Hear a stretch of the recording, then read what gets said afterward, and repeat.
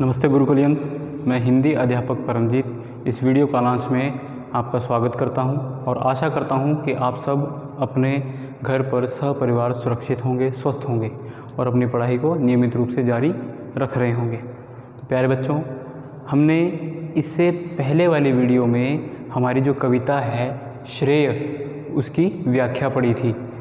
पहली व्याख्या में हमने पढ़ा था कि एक बच्चा है जो पेड़ की प्रशंसा करता है, उसे बताता है, वह उससे बात करता है कि किस तरह से तुम इतनी कठिन परिस्थितियों में भी यहाँ पर बहुत अच्छे से मजबूत होकर खड़े हो।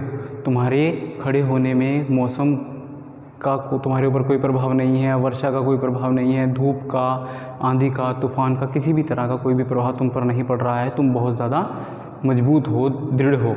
तो ये सब सुनकर पेड़ जो है थोड़ा सा विचलित हो जाता है, उसके पत्ते सरसरा उठते हैं और वह बहुत ही कांपते हुए स्वर में उस बच्चे से कहता है कि इस बात का श्रेय कि मैं मजबूत हूँ, मैं बहुत दृढ़ हूँ, इस बात का जो श्रेय है वो मुझे नहीं है, वह किसे है? मेरे पैरों तले की मिट्टी को है। मिट्टी के ना होने से मैं ना तो मजबूती से खड़ा रह सकता हूँ, ना ही मैं किसी भी प्रकार से फल फूल सकता हूँ, अर्थात ना ही मैं बड़ा हो सकता हूँ।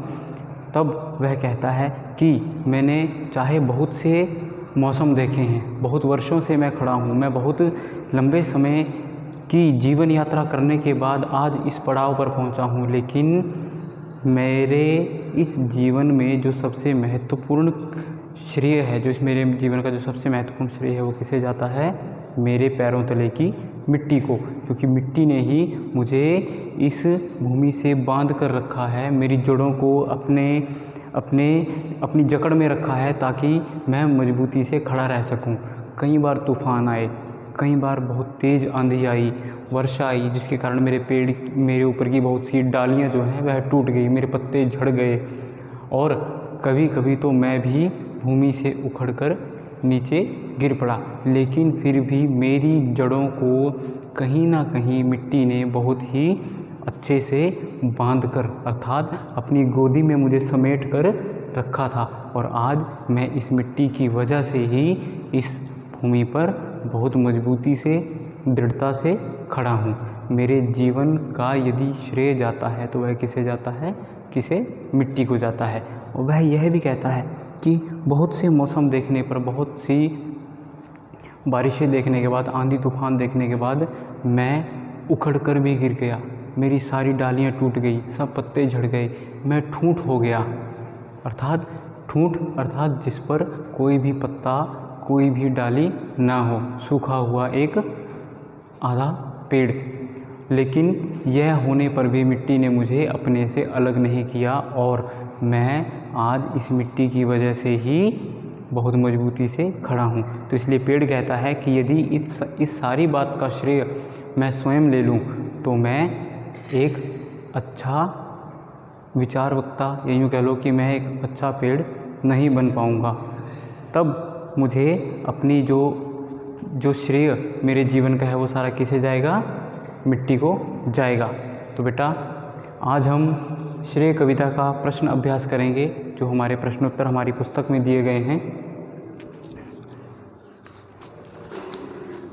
पहले मौखिक प्रश्न है बेटा। सबसे पहला प्रश्न है, क्या किसी और के कामों का श्रेय लेना चाहिए या किसी और के कामों का श्रेय लेना अच्छी बात है? यह प्रश्न हमें यह सिखाता है कि हमें किस तरह से एक सच्चे मानव की तरह पेश आना चाहिए, हमें किस तरह एक ऐसा व्यक्ति बनना चाहिए जो किसी दूसरे के काम का श्रेय स्वयं ना ले। तो इसका आंसर होगा बेटा, उत्तर होगा, हमें किसी और के काम का श्रेय नहीं लेना चाहिए और किसी और के कामों का श्रेय लेना अच्छी बात नहीं है। जिसने काम किया है प्रशंसा भी उसी की होनी चाहिए, अर्थात श्रेय भी उसे ही मिलना चाहिए। दूसरा प्रश्न है बेटा मौखिक में, यदि आपके किए गए कार्य का श्रेय आपके मित्र को प्राप्त हो तो आपको कैसा लगेगा? बेटा देखिए, मेहनत यदि कोई व्यक्ति कर रहा है तो उसका फल उसे मिलना बहुत आवश्यक है, और मिलना भी उसे ही चाहिए जिसने जी तोड़ मेहनत की है। इसलिए यदि आपके किए गए कार्य का श्रेय आपके मित्र को मिलता है, तब आपको कैसा लगेगा? तब आपको थोड़ा सा बुरा लगेगा, क्योंकि यदि मेहनत आपने की है तो इसका श्रेय भी आपको ही मिलना चाहिए। मित्रता होना अलग बात है, लेकिन किसी अच्छे काम को बखूबी निभाना और उसे एक नए स्तर तक पहुंचाना, ये अलग बात है। इसलिए यदि मैंने काम किया है या आपने काम किया है तो आपके द्वारा किए गए काम का श्रेय जो है वो आपको मिलना चाहिए, और यदि किसी और ने काम किया है तो उसके द्वारा किए गए कार्य का श्रेय उसे मिलना चाहिए। इसके बाद बेटा हमारे पास लिखित प्रश्न हैं। सबसे पहला प्रश्न है कि पेड़ की प्रशंसा में किसी ने क्या कहा? पेड़ की प्रशंसा अर्थात पेड़ की तारीफ़ करते हुए किसी ने क्या कहा? पेड़ की तारीफ़ करते हुए किसी ने अर्थात यहाँ पर किसी कौन है? वह छोटा सा बच्चा जो पेड़ के पास खड़ा रहकर उससे बात कर रहा था। उसने उसकी प्रशंसा में कहा कि तुम कितने विशाल हो, कितने बड़े हो, तुम बहुत ही समय से यहाँ पर मजबूती से खड़े हो, तुम्हारे अंदर बहुत ताकत है, तुम लोगों की भलाई का काम कर रहे हो, छांव प्रदान कर रहे हो, ईंधन के लिए लकड़ियाँ प्रदान कर रहे हो। ये सब बातें उसकी प्रशंसा में उस बच्चे ने कही। दूसरा प्रश्न है बेटा, पेड़ अपनी प्रशंसा सुनकर विचलित क्यों हुआ? पेड़ ने जब अपनी प्रशंसा सुनी अर्थात अपनी तारीफ़ सुनी, उस बच्चे के मुंह से अपने बारे में इतनी बड़ी बड़ी बातें सुनी, तो वह विचलित हो गया। क्यों?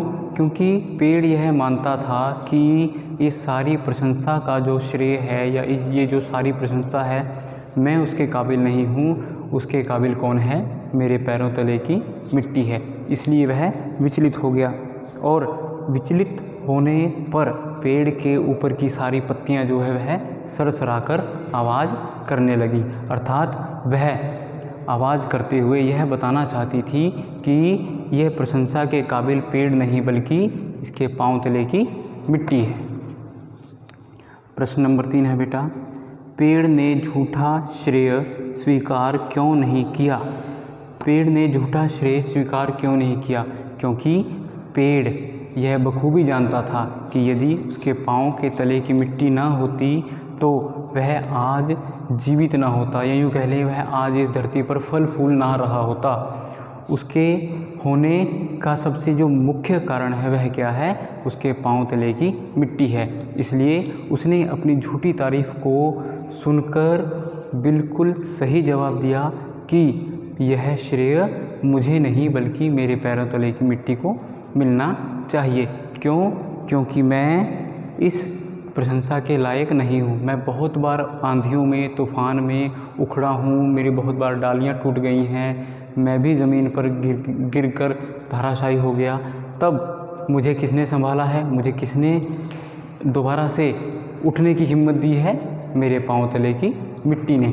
इसलिए मैं झूठा श्रेय स्वीकार नहीं करूँगा, और मुझे इस बात का गर्व है कि मैं अपने श्रेय को स्वीकार ना करके उसे श्रेय दे रहा हूँ जो इसके बखूबी काबिल है। इसके बाद अगला प्रश्न है बेटा, पेड़ ने अपना सारा श्रेय किसे दिया और क्यों दिया?